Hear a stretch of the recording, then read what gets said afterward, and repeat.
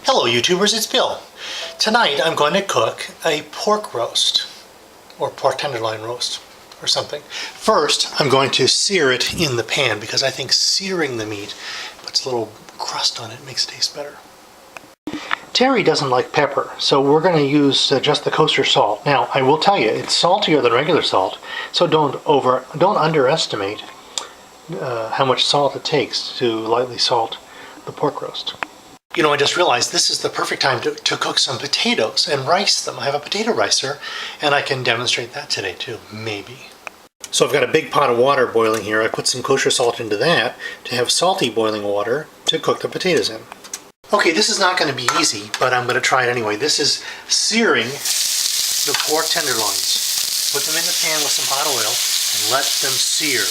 Don't turn them. It's not trying to cook them through. Try to sear the outside. The hardest part is just leaving them alone, but I'm going to try to do it. So give it a minute or two on a side, and then roll it, and let it cook. Let it sear on all sides. So once the meat is seared, then you take it out of the pan and put it in the baking dish that you're going to bake it in, a shallow baking dish with some water, and then you bake it for an hour at 425, or whatever I decide later. Boiled carrots would be good with this. Let's have some of those. While your roast is baking in the oven, it's a good time to peel some potatoes, quarter them, boil them for 10 minutes, then season them and put them in the roasting pan. When your potatoes are peeled and quartered, as these are, just dump them into the rapidly boiling water, trying not to spill any of it. Once the quartered and peeled potatoes have been boiled for 10 minutes, put them in a roasting pan, add some butter, measure carefully. Well, not really. Just try to distribute the butter evenly. Then you check to see if there's room for these potatoes in the roasting pan. And there is, so you put them in, and then you put both of them back in the oven to roast. Do you like it? I mean, this is like, someone said to me today, it's like, Bill, you have your own reality TV show, but without a good writer. I agree.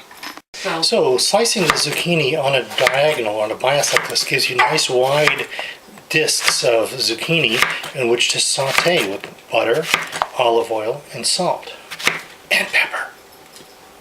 So the carrots have boiled so that they're soft. Put a little bit of salt on them, and then we'll take them over here and we'll put them in the butter. And we'll saute these carrots in butter.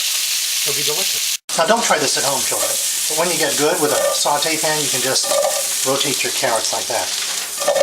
Like that. Yeah, I'm good. Then reheat the pan with some EVOO, as Rachel Ray says, and add your zucchinis, which have been salted and peppered, and use a little bit of Mrs. Dash seasoning on there, and let them saute.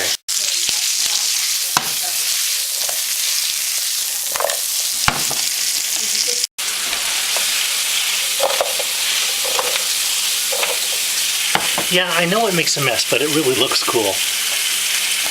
So once the potatoes and the meat are done, bring them out, cover the meat with an aluminum foil tent, let it sit there for at least 10 minutes to let the juices soak back in. It is very important to make sure that your meat gets to the proper temperature.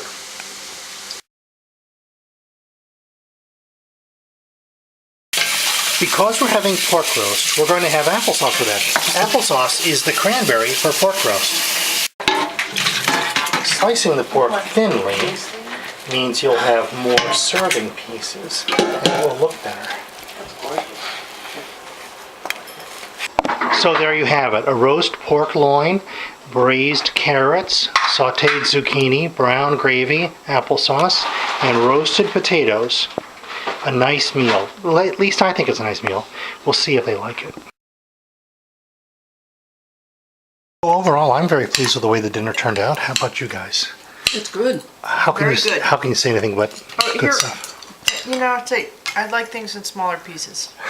it covers the plate better. Good point. If I cut the zucchinis in half or cut carrots into coins, it would have been different. Yeah, it covers the plate better. And they're bite-sized, so you don't have to cut them up. Good point. It's a good point you make. So even an experienced chef like Chef Bill can learn something today of Martha Stewart.